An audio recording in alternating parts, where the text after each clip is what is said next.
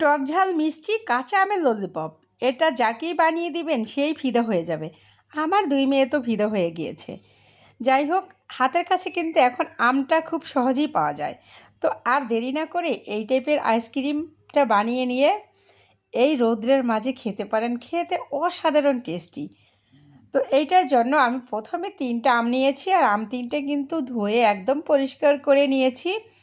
এখন আমের উপরের যে সবুজ অংশ মানে চামড়াটা আছে, স্কিনটা, ওটা আমি ছিলে নেব। তো একটা নিয়ে নিচ্ছি, আর একইভাবে কিন্তু 3ও আমের চামড়াটা আমি ছিলে নিব, তারপরে পরবর্তী স্টেপে যাব। তো হয়ে গিয়েছে, আর এই আমটা কিন্তু আমি নেব না, এই আমটা একটু কালার বের হয়ে গিয়েছে, এটা রেখে দিব। ওই 2টা আম দিয়ে আমি বানিয়ে নেব আজকের ললিপপ। তো এখন আমি কেটে নিব, টুকরো টুকরো করে ছোট ছোট করে কেটে নিব। মাঝের যে ওই যে একটা বিচি আছে, বিচিটাকে আমি ফেলে দিব আর টুকরা টুকরা করে কেটে নিব। আর এই পর্যায়ে কিন্তু এই কাজটা করে নিতে হবে। আর আমটা কিন্তু একদমেরই ওই যে ভিতরে একটা শক্ত হয় আঁশের মতো, ওটা হয়নি। আম 2টা কিন্তু একদম কচি আম, আর এই জিনিসটা কচি আম দিয়ে কিন্তু খুব ভালো হয়। তো আমি এখন উঠিয়ে নিয়ে একটা কড়াই বসিয়ে দিয়েছি, আর কিছুটা পানিটা ফুটে ওঠার পরে আমগুলো দিয়ে দিচ্ছি। ঠিক 5 মিনিটের মতো আমগুলোকে আমি রান্না করে নিব। তো ফুটে উঠেছে, এখন 5 মিনিটের জন্য রেখে দিব। আর 5 মিনিট পরে এসে দেখব আমটা কিন্তু একদম সুন্দর করে পারফেক্টভাবে হয়ে গিয়েছে। তো দেখেন হয়ে গিয়েছে। এখন আমি পানিটাকে ঝরিয়ে নিব, শুধু আমটা এখান থেকে নেব, আর এখান থেকে হাফ কাপের মতো পানিও আমি নেব। তারপর একটা মিক্সিং জারে আম দিয়ে দিয়েছি, ধনেপাতা, কাঁচামরিচ, বিট লবণ এবং আম থেকে আমি হাফ কাপের মতো পানি রেখেছি সেটাও দিয়ে দিচ্ছি। বিট লবণ 1 চামচ দিয়েছি, সাধারণ লবণ 1 চামচ মানে, তারপরে চিনি দিয়েছি 1/3 কাপ, এবং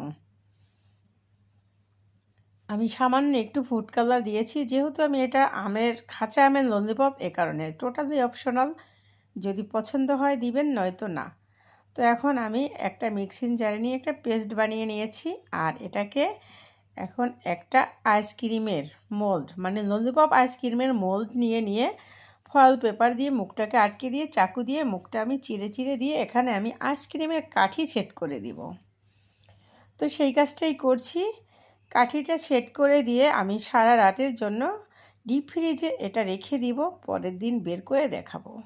তো এই যে পরের দিন বের করে নিয়েছি, আর এই জিনিসটা রোদের মধ্যে একাই সবকটা খেয়ে ফেলতে পারবেন নিঃসন্দেহে। নিঃসন্দেহে এটা একাই খেয়ে নিতে পারবেন যে কোনো কেউ, এতটাই টেস্টি হয়। টক ঝাল মিষ্টি অসাধারণ একটা টেস্ট। তো যদি ভালো লাগে সামান্য আম এবং চিনি যদি হয়, সুন্দর এই আইসক্রিম হয়ে যায়। তো আর দেরি কেন, এখন তো বাজারে একদম খুব সহজে আম পাওয়া যাচ্ছে। তো এরকম ললিপপটা ঘরেই বানিয়ে নিতে পারেন এবং নিজের মেয়েদেরকে সারপ্রাইজ করতে পারেন। তো রেসিপিটা এই পর্যন্তই, পরবর্তীতে দেখা হবে। খোদা হাফেজ।